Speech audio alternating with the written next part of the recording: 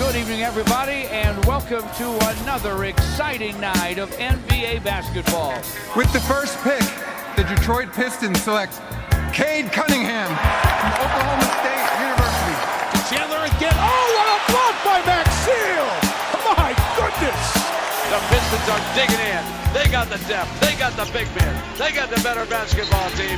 No doubt about it. There's Jaden playing the passing lane. Skies a jam. Dynamite dunk, and the crowd loves it. Pistons need a three, and they have just under 3 seconds to do it. Here's Chauncey Billups. Here it is. He's got it. He's got it. Chauncey Billups hits the three. Overtime. Amazing. Out of bounds. Detroit basketball. Pistons fans, welcome back to another edition of the Palace Pistons podcast, part of the Believe Network. I'm your host, Mike Angelano. Joining me on NBA opening week are Aaron Johnson and Jasper Apollonia. Fellas, we made it through a full off season, and now we're back to the regular season. How are we feeling after game one of the 2023-2024 Pistons season? We're very thankful that basketball is back. It's always tough once you get to the season ends, the regular season ends, you have the playoffs. The playoffs end, you have the draft. The draft ends, you have summer league. You have summer league, you get to free agency. And after free agency is when you're like, if you're a basketball sicko and you want basketball year round, that's where it ends usually. And you're 2 months away, 3 months away from having basketball back. We finally got it back. Well worth the wait. Just across the board, the NBA slate. Loved the opening night games. Obviously, the Pistons playing last night and played a really competitive game that I know we are going to talk about in depth today. So excited basketball is back. Excited to be here with the boys. Know we're going to have a banger of a show. Dude, I was literally sweating for the hour before the game tipped off. I was so excited for last night. It's one of those things, I know people sometimes in our comment section, they think that we're super negative, that we hate the team. That's not true. We love basketball. We love the Pistons, and last night was a lot of fun. I am hoping it's going to be kind of what this season's going to be like, since we don't have necessarily the highest hopes for the Pistons record, but there were so many positives to take away from last night's game, some negatives, some talking points. It just had it all. And, ultimately, the Pistons were able to make it a very, very competitive game. They had the final shot with an opportunity to win. And I think for this season, that's a lot of what we can hope for from Detroit. So last night was just, it's so nice to have basketball back, guys. And I couldn't be more excited to be talking about it with you, because there is just so. We do have a lot to get into, but before that, we'd like to thank our sponsor for this week's episode, and that is BetOnline. And the last of the major pro sports leagues has kicked off. That's the NBA, of course, and BetOnline is your top spot for all your NBA action this season, with MLB postseason, NFL, college football, and NHL in full swing. BetOnline is your number one source for wagering news, odds, trends, and predictions. Get everything NBA at your fingertips with both desktop and mobile access for every sport, anytime. Head on over to BetOnline today. Get in on the action. Don't forget to use our promo code BELIEVE, BLEAV, to get a 50% welcome bonus on your first deposit. Again, that's BLEAV, to receive a 50% welcome bonus on your first deposit when you use BetOnline. BetOnline, where the game starts. Let's jump right into the action, because we're just excited to actually have real Pistons basketball back. And it was a good game. Unfortunately, the Heat did prevail after blowing, I think, 4 15-point leads. They did win 103-102, but it was made very interesting. Cade Cunningham came back, dropped 30 points on 13 of 27 shooting. We'll have plenty to talk about with him. Jaden Ivey off the bench on the other side of the spectrum only had 4 points on 1 for 7 shooting in 17 minutes. Ausar Thompson had 5 blocks, which is I heard this on the Heat broadcast, the most blocks by a Piston in their debut, which is super qualified, but still cool. Jalen Duren had 17 and 14, another double-double, and Isaiah Stewart had 14 and 14, and killed my parlay very early on by hitting 2 3-pointers, I believe, in the first quarter. So, guys, there's a lot to sort of take away from this. Marcus Sasser playing pretty well, Killian Hayes starting, some of the injury stuff, James Wiseman not seeing the floor at all. And then, of course, the comeback in the fourth quarter. It looked like the Pistons were dead 4 times. The Heat are very good on their home court. They play a tough zone defense. They're just a team that finds a way to win with so little. But overall, I mean, if you had told me that the Pistons would walk into Miami on the game 1 of the season and put themselves in a position to win in the final seconds, I would say that's a great start to the season. Aaron, I'm going to kick it to you first. Just some thoughts about the Pistons win. Maybe one thing that stood out to you the most in this 103-102 loss at the hands of the Miami Heat. Well, I think the biggest storyline was obviously Cade Cunningham back playing regular season, meaningful minutes of NBA basketball. At least that was in my mind. And big picture with the Pistons, Cade Cunningham is more important than anything else. Whether Isaiah Stewart's in the starting lineup or the Pistons are playing, Duren and Stewart together or bringing Jaden Ivey off the bench, all of those things are lower on the totem pole compared to whatever Cade Cunningham is doing and where Cade Cunningham is on the Pistons. And for him to be back on the court yesterday, for him to in a lineup that I've been quite frank about, I hate for him. I think it does a disservice for him to play as well as he did in such a bad lineup. He looked the part, scoring from all 3 levels on the court, was finding his guys in open spots as well. He was phenomenal. And it's the exact type of player the Pistons desperately missed last season. And he is the reason that the Pistons were in that game. The Pistons went down by 19 within the first couple minutes of the fourth quarter, and it was okay. That's the end of the show. It was, a competitive game up until that point. But now, the Pistons' luck had ran out, and Monty Williams brought Cade off the bench just a few minutes in after that run, and Cade completely flipped the script. He was doing everything that the team needed. Now, he did still have some plays defensively where I was scratching my head. It's like, Cade, he's capable of defending at a high level, and it just looks like there are some plays where, he just for some reason didn't make the play. There was some sloppy ball handling, some bad passes from him, but overall, Cade Cunningham was spectacular, and he is the franchise pillar. The Pistons needed him to come back and play on strong, and he came back in a big way. And seeing him take over in that fourth quarter and bring the Pistons back into that game, not just with his scoring, but with his defense and with his distributing, I was just completely reminded of how good Cade Cunningham is, how important he is. And it was really refreshing to see him back on the court playing as well as he did. And I know people were taking notice, not just in the Pistons community, but across the board. People were saying, checking the box score and saying, look at what Cade's doing. He's back. And that's right. Cade Cunningham's back, and he came back in a big way last night.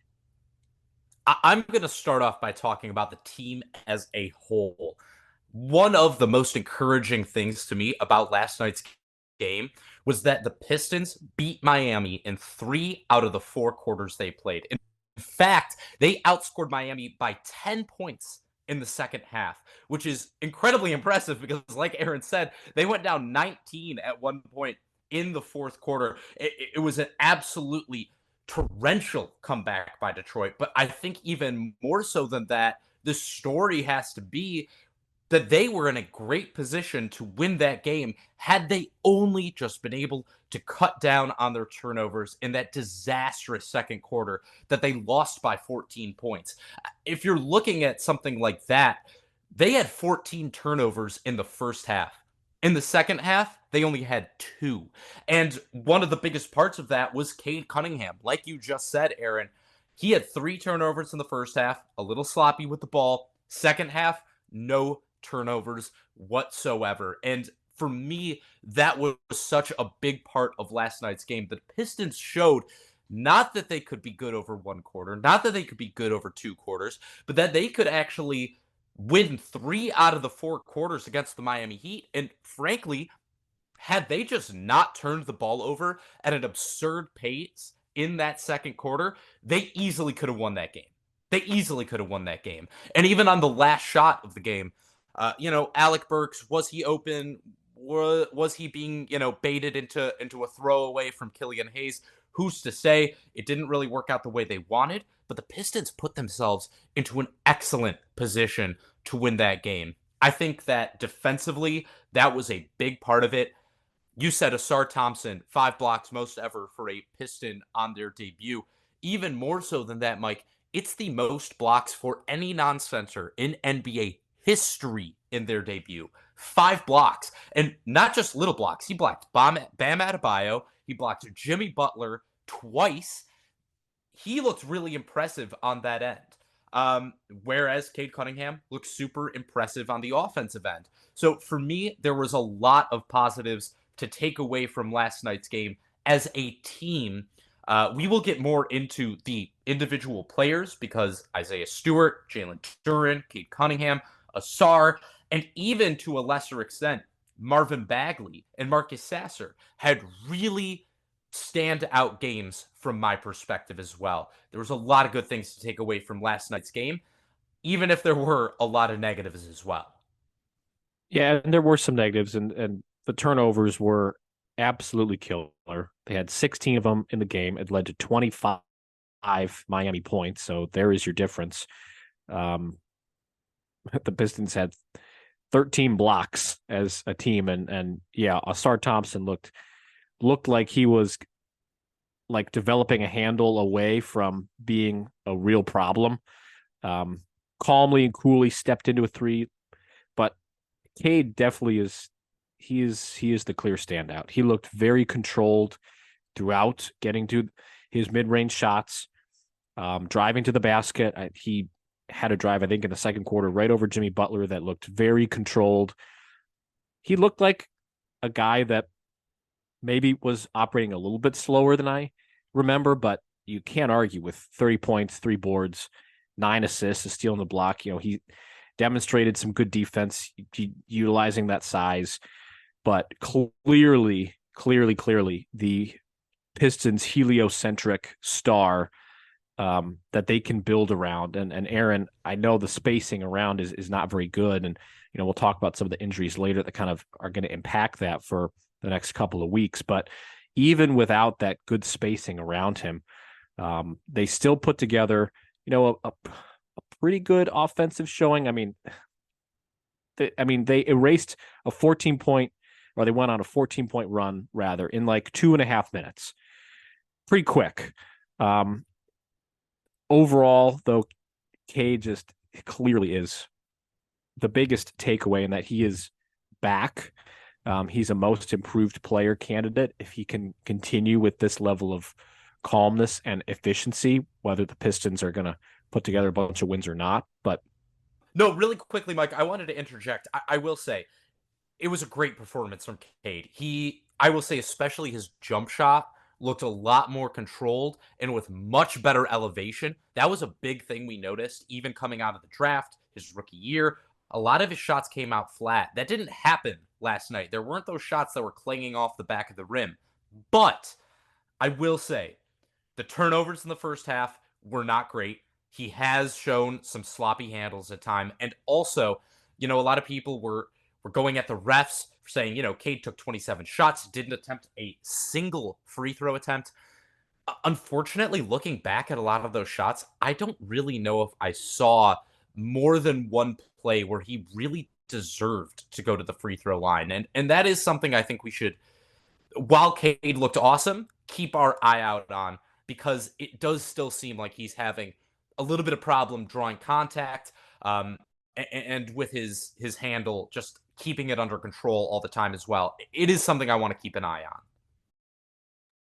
No, that's totally fair. And, a guy that has that high of a usage too. I think I just looked on cleaning the glass. It was like 34%. It was a very high number. That high of a usage is just going to make him more prone to turnovers as well, being the lead ball handler. But yeah, they were not good in the first half. Cleaned it up tremendously in the second half, and that made a huge difference as the Pistons got on a couple of runs to put themselves in a position to win. Jasper, I'll go right back to you. You know, we talked about the thing that stood out the most.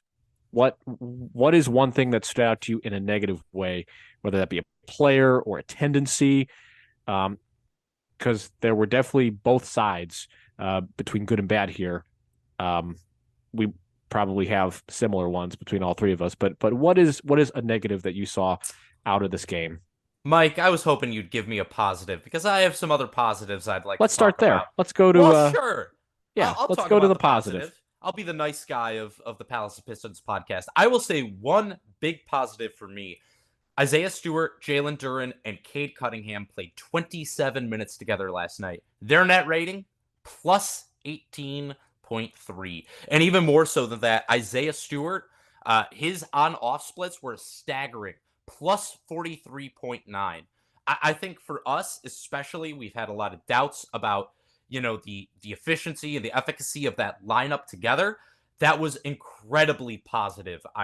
You know, the Heat are not necessarily, in my opinion, the best front court to judge against long term. Their backup bigs, I mean, Thomas Bryant, they're playing basically Duncan Robinson as a power forward. That's really hard to, if you're a team like that. And even in the starting lineup, outside of Bam Adebayo, they don't really have a lot of help in that front court. So it was a very good matchup for those guys. However, that's something you absolutely want to take away as a positive. Those lineups need to be efficient. They need to be good. And especially they need to be usable on the defensive end, where I believe they had a defensive rating of 95, which is very, very positive. Even more so than that, Isaiah Stewart, and this is incredible, hit the very first contested three of his entire career last night. I'm not making that up. I swear to God, that is via NBA.com's tracking data. Isaiah Stewart had never hit a three-pointer in the NBA where the closest defender was within 4 feet of him before last night. He sidestepped Kevin Love on a frankly beautiful three-point shot. It was a great move. I have to give him a lot of credit there. We have a lot of doubts about this lineup. We have a lot of doubts about Isaiah Stewart at the 4. But if you're going to take away a big positive in that department from last night, I think both of those things were a very, very good sign for the future. We need to see more of it, but it's a great start. Aaron, what is one positive that you took away from this game last night? The positive that I'll take, not sticking with a particular player, but sticking with the team, is that the team fought back after putting themselves in a pretty significant hole in that fourth quarter. And yes, Cade Cunningham definitely led that, but there were other players that played a major, major role in making that comeback possible. And, you know, Monty Williams got pretty stingy with his rotation down the line. The bench minutes, I mean, really outside of Alec Burks, who played a large majority of his minutes in the second half, he played his starters a lot in the last 16 or so minutes of the game outside of Ausar Thompson. And the group responded. The group played well. And I liked that they didn't just give up. They fought and had a chance to win the game. And when you're a young team like this on the road, first night of the season, you're playing the Eastern Conference champions of last season.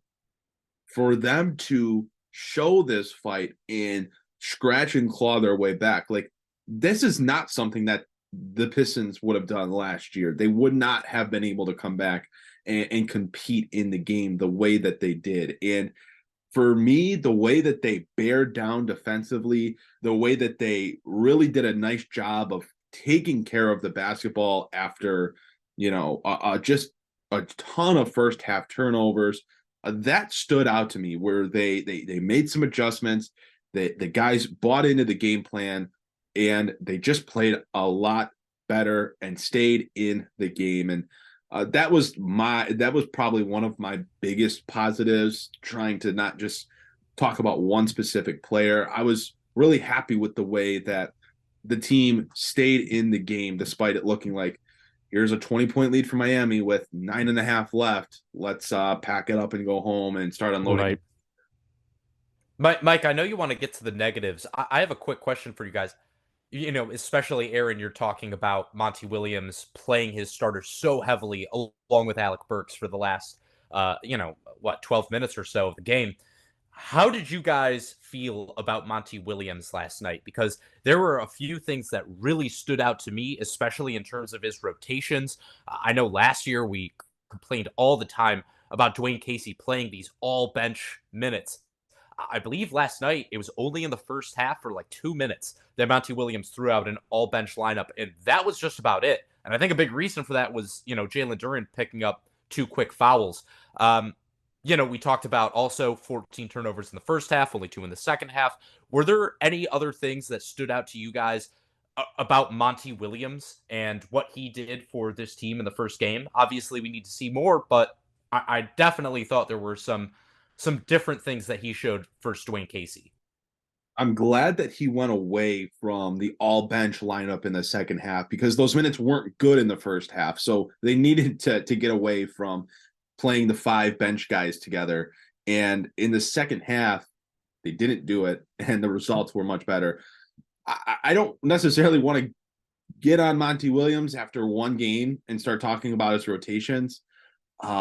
I didn't understand Killian Hayes closing last night, playing, the large majority of the fourth quarter, as in turn, Ausar Thompson played the first 7-8 minutes of the third quarter and didn't get back in the game. And despite Ausar shooting 1 of 7, I thought he was having a really, really positive impact when he was on the court. So I didn't necessarily love that Thompson rode the pine when I thought he was playing better than Hayes, who, he scored more points. He had 10 points, but he was 4 of 12 from the field, 0 of 6 from the 3-point line. Like, he did not play well last night, and I thought Thompson was having a sound impact. And I understand why he wanted Burks on the court down the stretch, because even though Burks didn't have a great shooting game, it was the threat of leaving him open that was something Miami had to keep in mind. And, so I understand why Burks was in.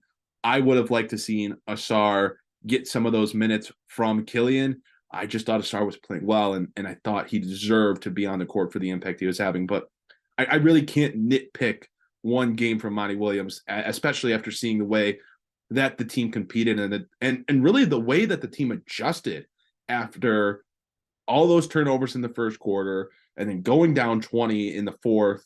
The way that they adjusted and stayed in the game, I can't nitpick him for what he did.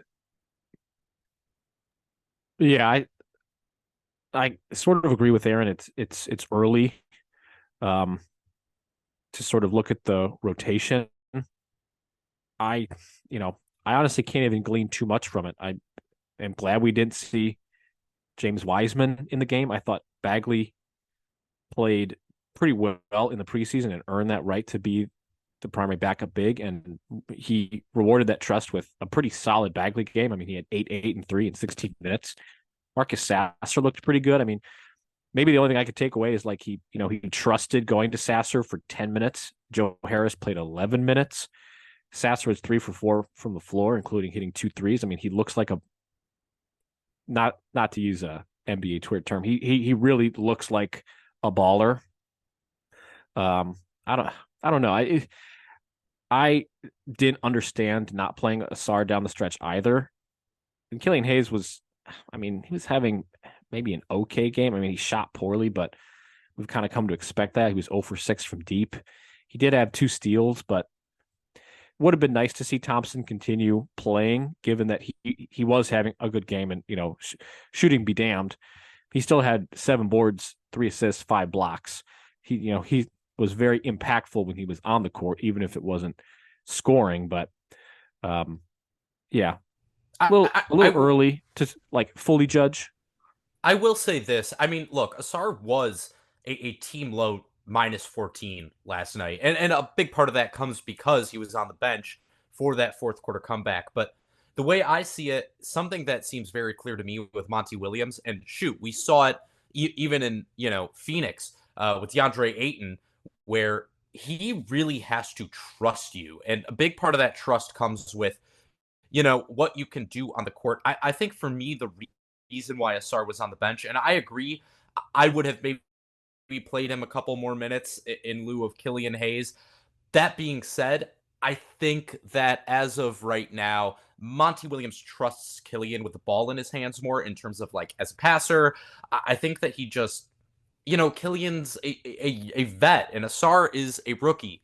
And he did really look like a rookie offensively at times. I think he could have had, 4 or 5 assists. There was a couple that I think Isaiah Stewart missed from him that could have and should have been converted upon, but he didn't necessarily look super comfortable with the ball in his hands. And it's harder to trust him as a shooter right now. It's not that Killian Hayes played so well. I think, though, that's kind of what it came down to. And like you said, Mike, and I think this is where we're going to get into our negatives, guys like Jaden Ivey, Joe Harris, did not get all that much playing time last night. And another guy that we've talked about as well, James Wiseman, got none. And I think that is very telling in and of itself as well, because frankly, Marvin Bagley outplayed him for all of preseason and kind of paid it off last night. He looked pretty darn good against an admittedly overmatched Miami backup front line. I think it's important that we go back to Jaden Ivey here, because I think yesterday was a clear opportunity for him to show, hey, you're bringing me in off the bench. This is what you're missing in the starting lineup. And to be quite frank, the body language was worrisome. It looks like the decision is in his head, and that's unfortunate. And maybe it's not the case. Maybe there's something else going on that we don't know about. But from what we can glean from a public standpoint is that Jaden Ivey's not taking this whole situation very, very well. He came in off the bench and was forcing a ton, was not moving the ball at all. And the 1 of 7 shooting doesn't help that. There were defensive miscues, defensive miscommunication.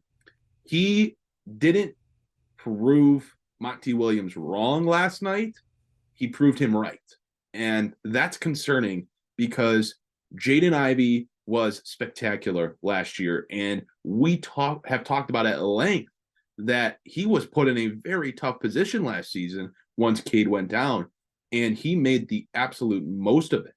So for him to be in this spot right now, and with the team needing a boost offensively yesterday to help Cade Cunningham, specifically from a guard, with the way that Killian was shooting and Alec Burks was shooting, and obviously Ausar Thompson didn't shoot the ball well. Like, there was a huge opportunity for Ivey. And if he would have been playing better, he would have been doing the more important thing than starting. He would have been closing the game. And he just did not look good. You could feel the pressure he either feels, or the anger that he feels for the decision making, and it was disappointing. You have to hope that this situation is something Ivey can push himself through, that Monty Williams can coach him through, and that Ivey can come out on the other side of this a better player. But last night was, at least in my eyes, concerning. It just felt he was really trying to force things, and it was taking away from what the team was trying to do. Yeah, I mean, I think it kind of says it all that we're talking about 1 of 7 shooting Ausar Thompson versus 4 of 12 shooting Killian Hayes to close out the game, and didn't even mention Jaden Ivey as one of those guys in there. That was very concerning. He looked really bad last night. There's just no way around it. And we talked about it even in Summer League, that he just didn't look like Jaden Ivey, and we kind of brushed that off as being like, it's Summer League, it doesn't really matter. Then he didn't really look like Jaden Ivey in the preseason, and now I mean, last night was incredibly discouraging. Incredibly discouraging. He didn't look good as a playmaker. He didn't look good as a scorer. He didn't look good as a ball handler. He didn't look good off ball. He didn't look good defensively. His body language was terrible. I mean, I think the one backdoor cut they gave up to Duncan Robinson, where, he and Marcus Sasser were just not on the same page at all. And Duncan Robinson streaking to the rim and he's just pointing at him. And I don't know if that was him or Sasser, but the miscommunications were myriad. And yeah, frankly, he just did not look up to the task last night. I am hoping that it's him being in his own head, because the alternative is far worse than that. You can get over the mental aspect. I mean, shoot. I joked on this podcast that maybe he's basketball Samson, where like cutting his hair saps him of his strength. Maybe that's the case. I'm hoping that's the case. If so, somebody get this man some keratin so he can grow that stuff back faster. Last night was just not good. Was just not good. Mike, I don't know if you have another perspective on it. There are other negatives I do want to talk about from last night, but I think Jaden Ivey, for all of us, would probably be number one. Yeah? Yeah. It's definitely number one. He had 3 turnovers in 17 minutes. He also had 3 fouls in 17 minutes. Yeah, the shooting is not good.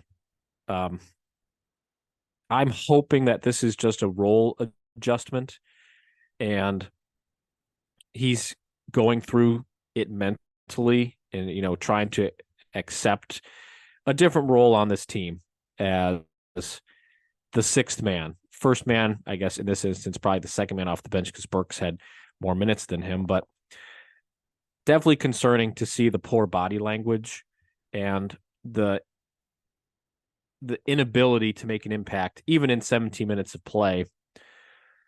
I also am concerned in that when you get some of these guys healthy again, the Monte Morris, the Bojan Bogdanovic is back, plus the trust that Williams has in Burks as a vet off the bench, what that's going to do to Jaden Ivey is it going to make it more difficult for him to stand out?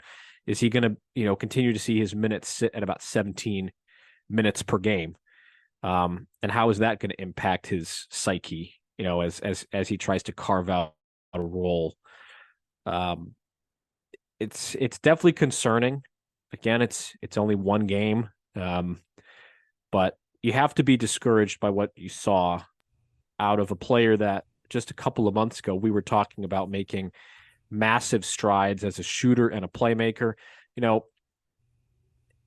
That is kind of what we leaned on coming into the season as being a thing that allows Cade Cunningham to sort of play more off ball and, have a different role in and of himself. I mean, he played a lot at small forward yesterday, according to Cleaning the Glass. I mean, whatever that means, or however they track that. But I do not have that same level of confidence after yesterday's game. It does not seem like that's a feasible path forward right now. So hopefully with a different matchup, with a little bit more confidence and some more time coming off the bench and a little bit of backing from Monty Williams, he'll come out a little bit better against Charlotte.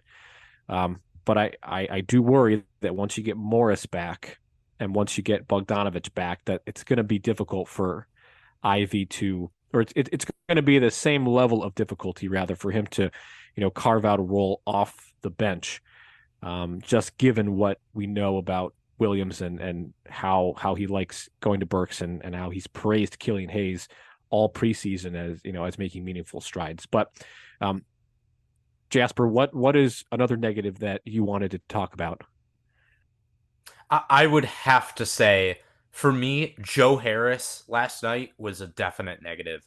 He did not look good. He had a couple really good 3-point looks that he just could not convert upon. Didn't look good defensively. Was not an off-ball threat either. The cutting was not especially impressive. He looked okay in preseason. He had a couple decent games.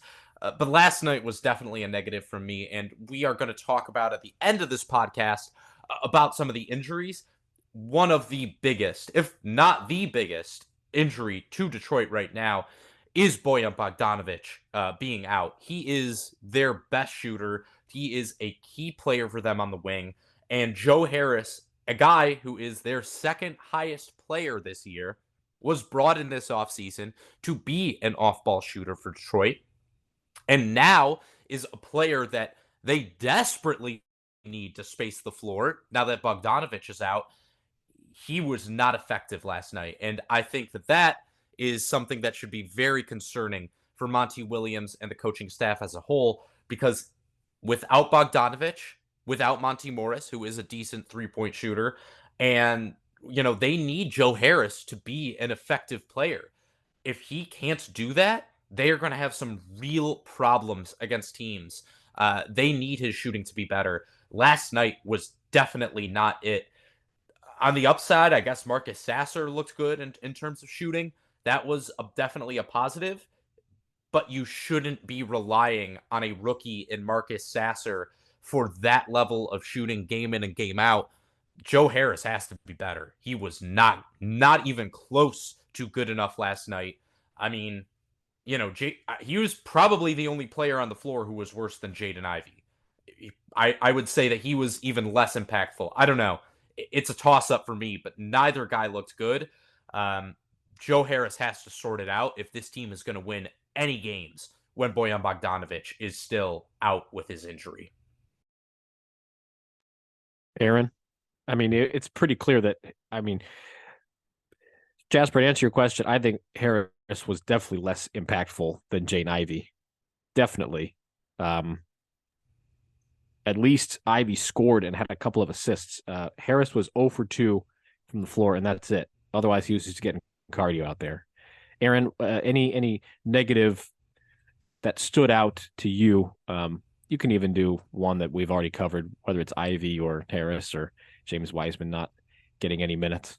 I mean, the last thing that I'll point out on the negative side, and it's something that it's so clear on my end.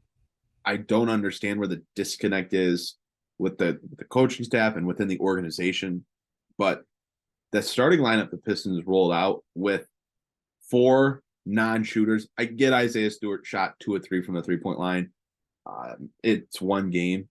Take that, Aaron.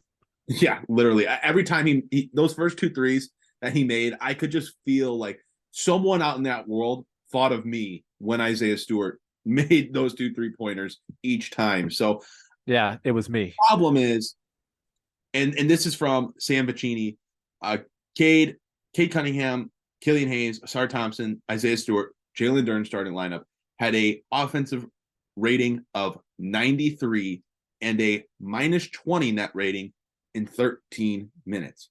It's just not a lineup that's going to work. Hopefully it looks better when the Pistons can play someone other than Killian Hayes with those 4 guys, but I just really have my concerns with putting so many non-shooters around Cade.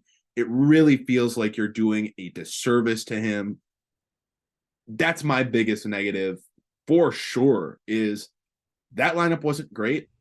The problem is guys are injured, and the guys that are healthy and can play that are supposed to be shooters struggled to shoot the ball last night. Joe Harris, Alec Burks. I'll toss Jaden Ivey in there as well, just because he can, in theory, do some floor spacing. But that lineup's just not going to work. I get why, in theory, you maybe want Killian Hayes out there, but I really think the Pistons are going to have to put another floor spacer in that starting lineup to open up the court for Cade. It was just so disappointing every time Cunningham tried to get downhill. And I think not that Cade's a good at necessarily drawing contact and getting to the free throw line, but it was pretty much impossible for him to do it last night unless he got fouled on a jump shot, because the defense for Miami did what I would imagine every defense is going to do, and just drop into the paint when Cunningham has the ball. And that is the lineup that Detroit has out on the court. They left Isaiah Stewart open every time. They'd leave Ausar Thompson open. They would leave Killian Hayes open. They didn't want to give Cade a shot inside. And it's easy for a defense to do what Miami did when those are the players that are on the court alongside him. So I just think it's something that Detroit is at some point going to have to look at. And maybe when Bogdanovic returns, even though that's going to be a long time from now, it looks a little bit different. But in the immediate, I think Detroit has to consider changes. It's, this is the problem with these early season games, because these lineup numbers, they hint to the problems, but they don't answer them yet. Because you're absolutely right. Like, that starting lineup was not good enough. But when you replace Ausar Thompson with Alec Burks in the 9 minutes that him, Hayes, Stewart, Cunningham, and Duren played together, they had a net rating of plus 105.9. Yeah. You know what I mean?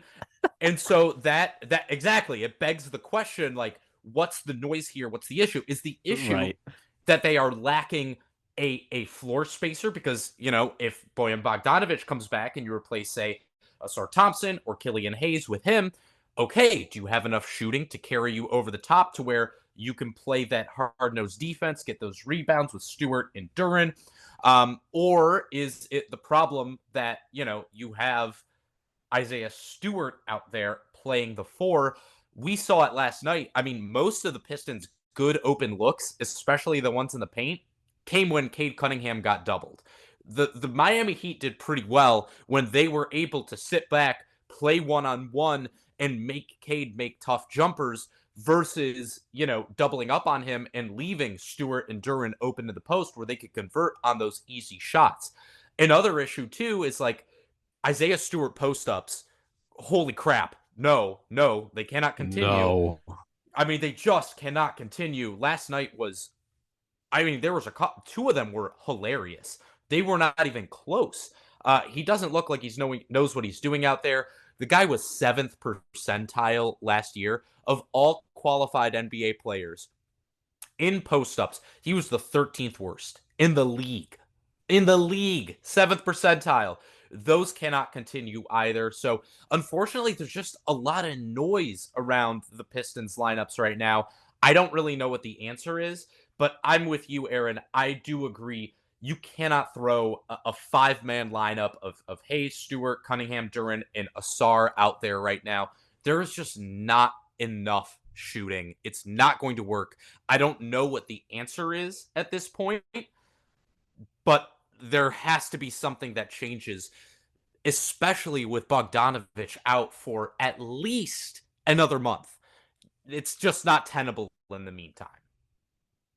I love early season data like this because for the stat that you just had, that lineup, Jasper, had a defensive rating of 52.9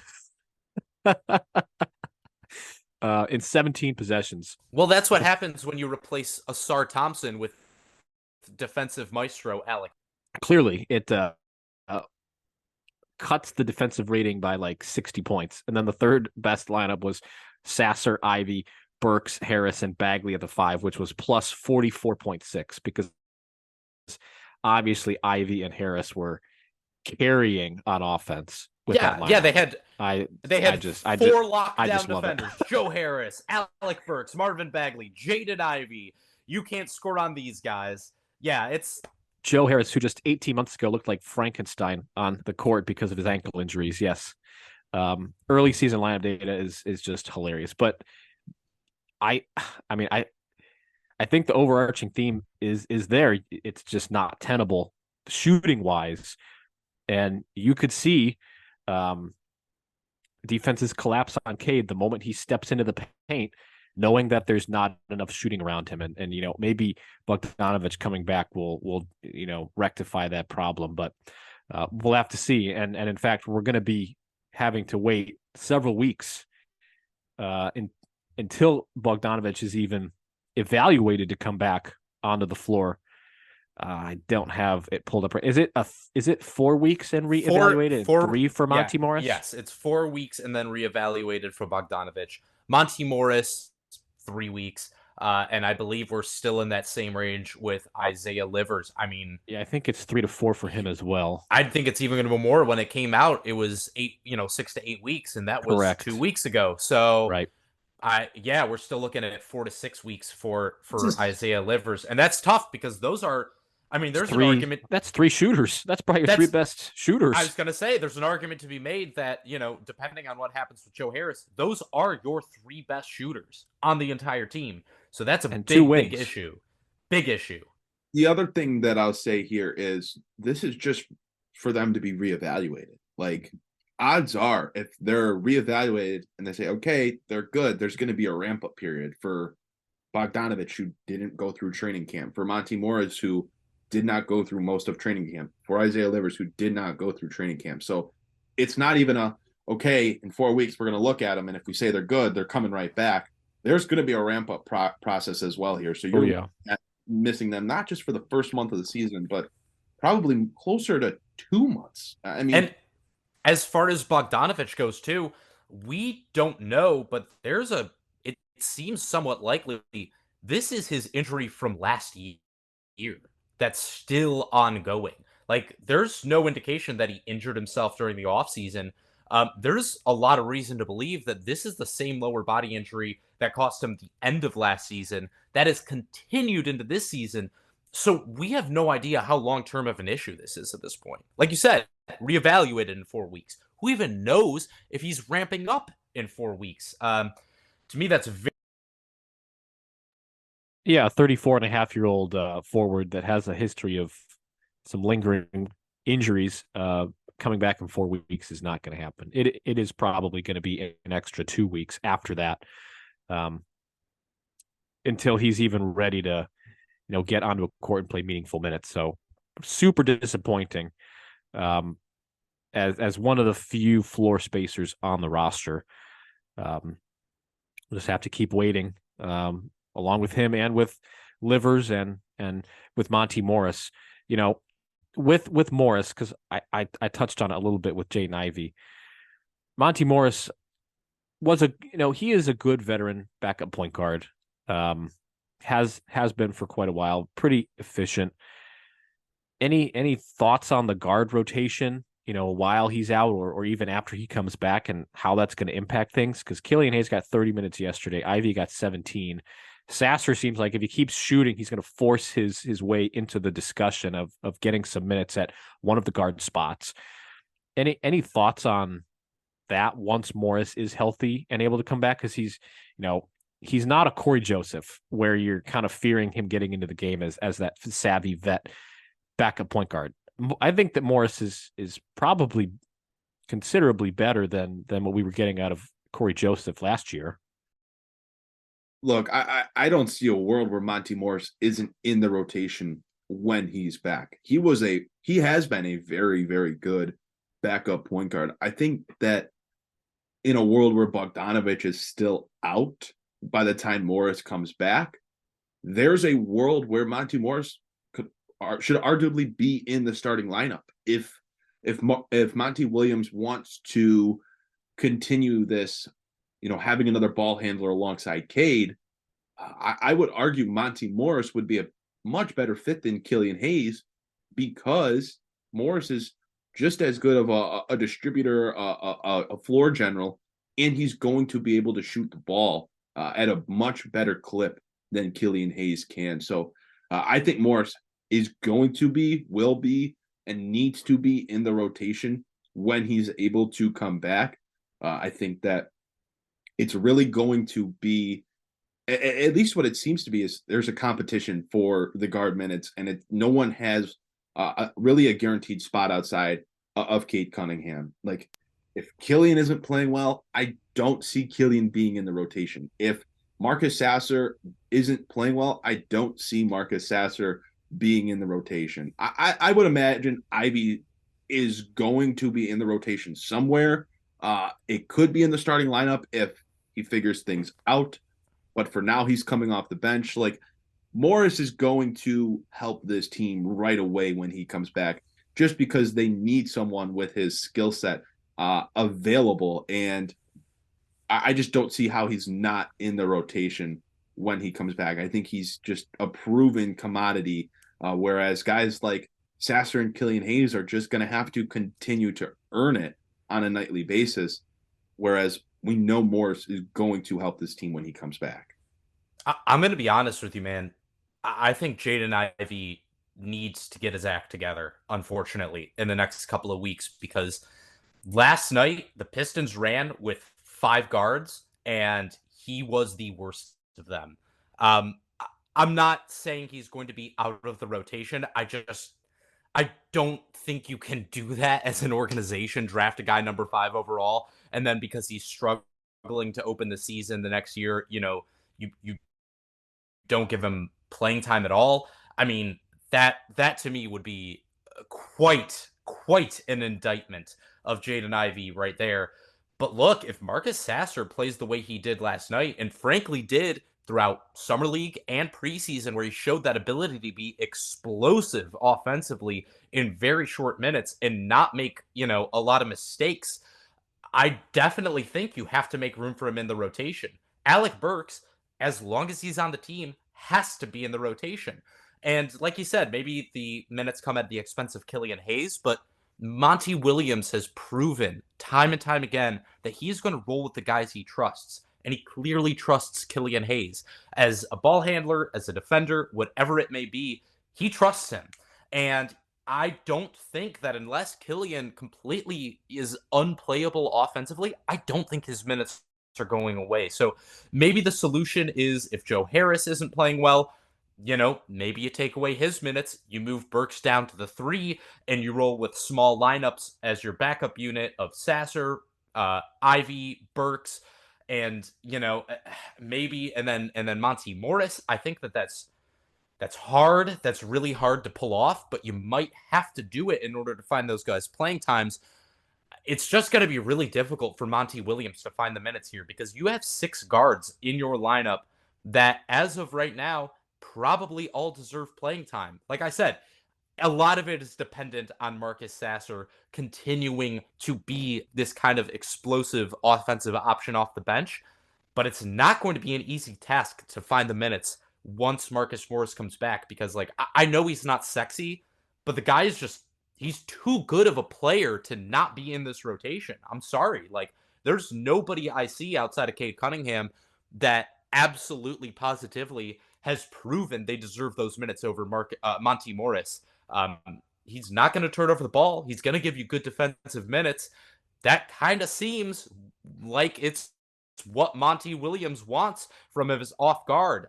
I didn't think about it, Aaron, but you're absolutely right. There's a real argument to be made that he should be starting next to Cade Cunningham when he returns. Yeah, I think so. I mean, the shooting is so sparse on this roster that Monty Williams might just kind of be stuck, and it's going to be an evolving situation, I think, with who's going to be playing the most next to Cade Cunningham, because, again, like you guys alluded to, it's going to depend on the play of Sasser. It's going to depend on the play of Killian Hayes. It's going to depend on if Jaden Ivey can start to figure some things out. But Monte Morris is a pretty high floor, maybe not super low ceiling, but it's not a high ceiling, but his floor is pretty safe as a vet next to Cade. And there is a scenario where Monty Williams, wants to just roll with things with the vet next to him in a very Dwayne Casey-like way. I mean, look, and I would understand. If you want a guy who doesn't turn over the ball, Monty Morris averages for his career 0.8 turnovers per game.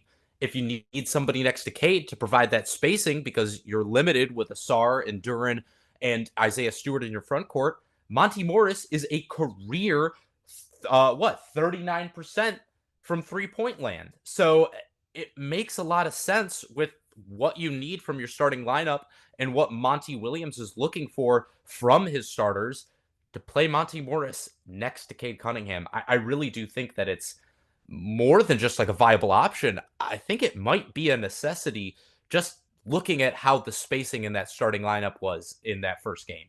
Yeah. I just think it gives them a better floor spacing opportunity. It gives them a guy that can take care of the basketball, set things up for others. And I mean, heck, man, that starting lineup Detroit put on the court yesterday was so young. And it was surprising because Monty Williams talked about how much he wanted to integrate youth with the veterans on this roster. So it was a little surprising to see him go with that young of a lineup. Putting Morris out there gives them a guy with a ton of experience playing for playoff teams with high-level players. I just think with his skill set, with his experience, it makes a lot of sense. He's a guy that optimizes the lineup for Cade Cunningham, which is the most important piece. Like, no, he's not a 25 point per game, big time scorer, big time player, but he's going to make life easier for Cade Cunningham. And that is the most important thing the Pistons can do right now is make life easier, optimize the game, optimize the lineups for Cunningham. And Morris is a hand in glove fit when you think of that. It would also kind of go in line with what Monty Williams did in Phoenix, playing with having Chris Paul and Devin Booker. Like, yes, Devin Booker can handle the ball a lot and he can initiate offense, but like put another guard out there that can handle the ball, that can shoot, and not going to turn the ball over a ton, and just be like a figurehead out there, a floor general. And Morris can certainly do that as well. Obviously, not the same player that Chris Paul was, but still is going to help them. And the fit is easy to make. I think the perfect example, actually, last night of why you would want Monte Morris out there playing for you would be the final play of the game, where the Miami Heat did not even look at Killian Hayes as the inbounder to get the ball back. He was just 0% a threat to them. Monte Morris is not exactly lighting up the score sheet, but having him as the inbounder for that final play versus a Killian Hayes would at least give the defense something more to think about, would give Cade Cunningham a threat to pass the ball back to if they were to continue to double team him. I think that definitely would be something that Monty Williams has to keep in mind. Guys, this has been a great podcast. I think this has been the most free-flowing pod that we've had maybe ever. Do you guys have any other thoughts on Detroit's narrow defeat last night at the hands of the Miami Heat? I think overall it was a good experience. I didn't mean to cut you off, Aaron. Sorry there. I think overall, I mean, that's hopefully more of this type of game, because this is a game where last year or the year before, Aaron, like you said earlier, the Pistons get down like 19 points. You can start writing.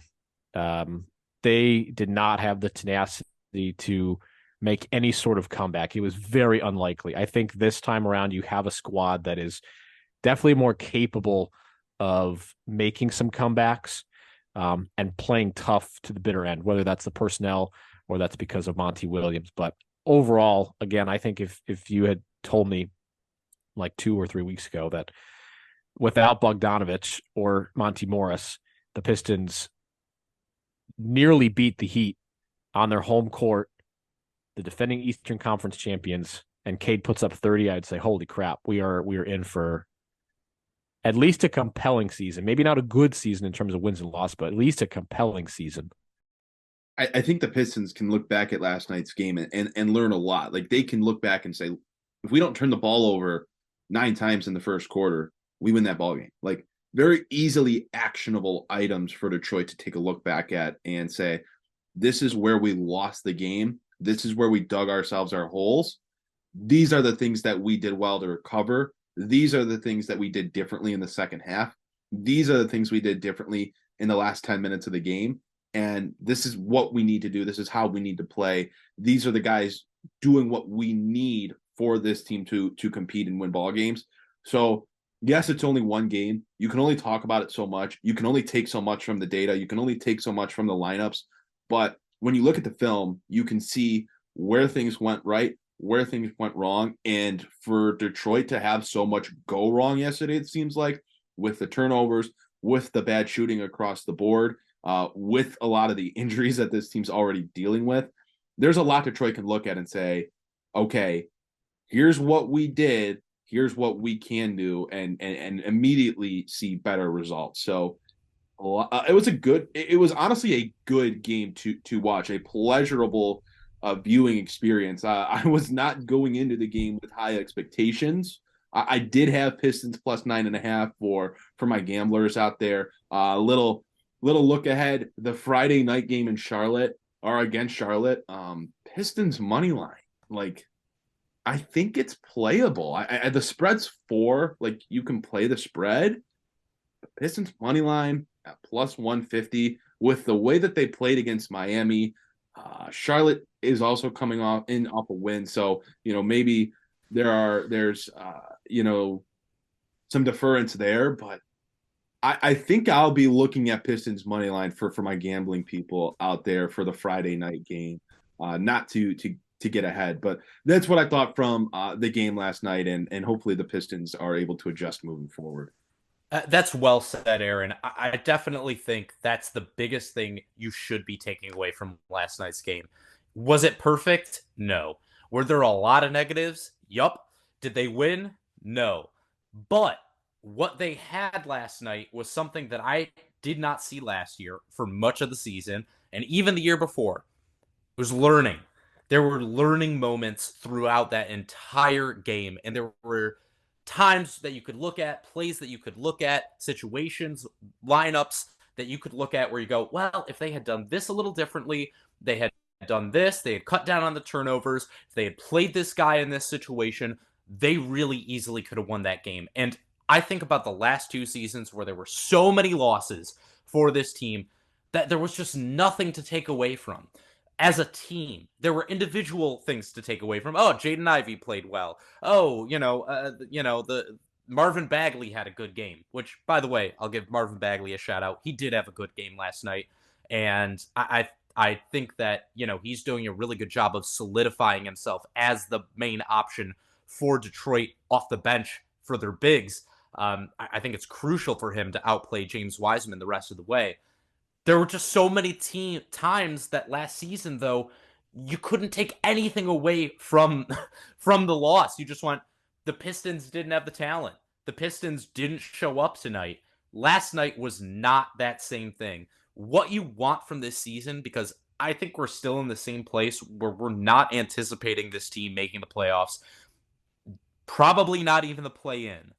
But what you want to see is growth as a team. What you want to see are games, losses, wins, where you can look back at them and say, hey, this is what we can do better. This is what we can tweak. And when we do that, we can make that leap into winning games, into being contention for every single matchup, to be in a place where you don't have to look back at those games and say, hey, this is what we did wrong and lost, where you can look back at them and say, hey, this is what we did right and we won.